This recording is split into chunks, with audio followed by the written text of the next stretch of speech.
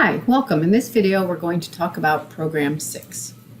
Program 6 is going to be, you need to be very familiar with Program 4, 3, 4, and 5 in order to work on Program 6. So if you didn't finish 3, 4, and 5, I really encourage you to go back and take a look at 3, 4, and 5 and finish those first.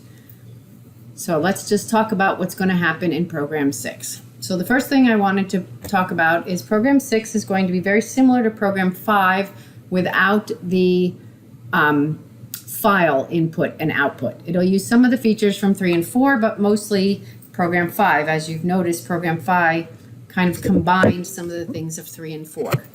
So what we're going to do here is we're going to still use the same menu. So you can S for a snack, O for an order, B to check your balance, A to add money, Q to quit. The difference here is that we're going to use some input-output parameters instead of just using all pass by copy. We are going to have some pointer arguments, which allow you to get the input and output through the parameter instead of having to declare a new variable and return it. So let's get started. So it's the same options. It's also the same beverages and snacks with the same prices that we had in the Program 5. The new functions we're going to have in this one are going to be an option list pointer function. So the option list function before had a char return type. Here we're going to get the char through the input-output parameter. The process option function, if you remember, used to have a double return type for the balance. Now, instead of returning the balance, we're going to use the input-output parameter to pass the balance and update the balance. The price, we're going to use to have an order price function. Now we have order price pointer function, which is going to modify the price of the item through the parameter, and the reload pointer function, which will do the reload through the parameter. So these 4 functions, there were 8 functions in Program 5. 4 of the 8 functions from Program 5 will be modified for this assignment. Now, I'm going to explain what I'm doing while I do this assignment, but before doing this assignment, you should, number 1, be familiar with Program 5, but even more importantly, you should go through the module on pointers, which I believe the module is on pointers is Module 7.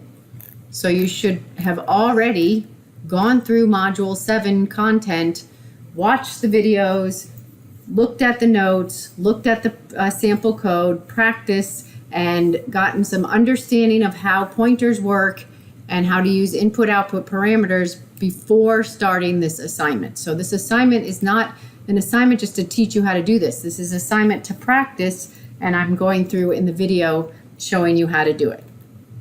All right, so here are the full set of functions. So Program 5, you had your greeting function. It's going to be the same. The other function that's the same from Program 5 was your display menu function. The view balance function is the same as Program 5, and the check for enough money is the same as Program 5. And then in Program 5, you had reload. We're going to replace that with a reload pointer function. You had order price. We're going to replace that with an order price pointer function. You had a process option, which will now be replaced with a process option pointer function, and the option list function will be replaced with the option list pointer function. All right, so I didn't need to put the sample output because it's the same sample output as we had in Program 5. Now, the other thing I gave you here for this assignment is I gave you my Program 5 code. Now, I really would prefer that you use your own Program 5 code. So hopefully you did your own Program 5 and it's working. But if for some reason you had some problems with your Program 5, I have given you my Program 5. So this is my Program 5 code, which says Program 6 on it, but it says Program 6 on it because it is here to help you to get started for Program 6.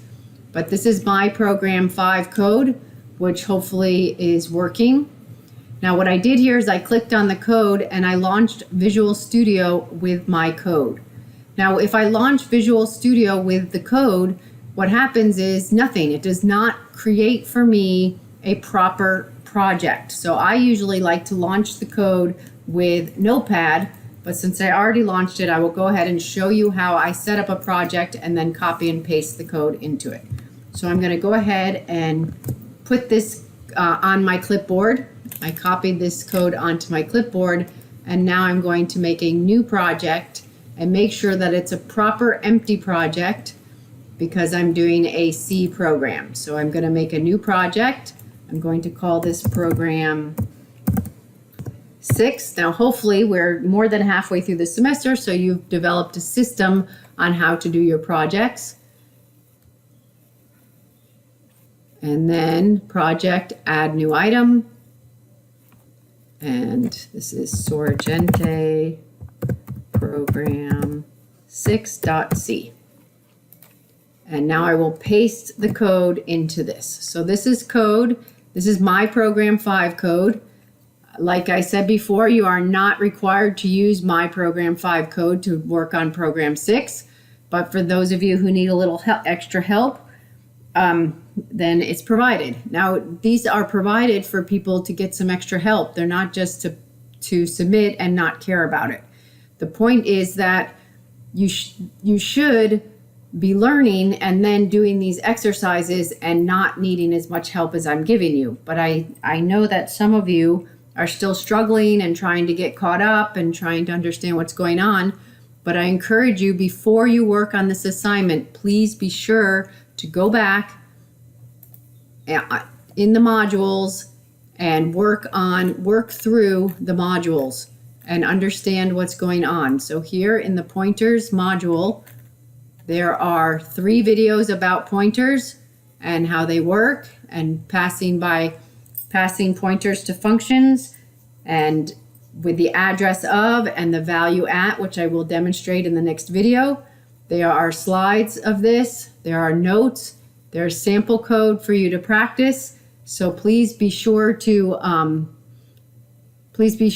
go through this and understand what's going on.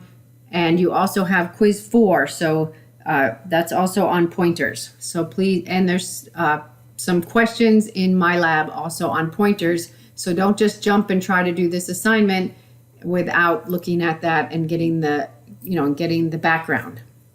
In the next video, we will implement program 6.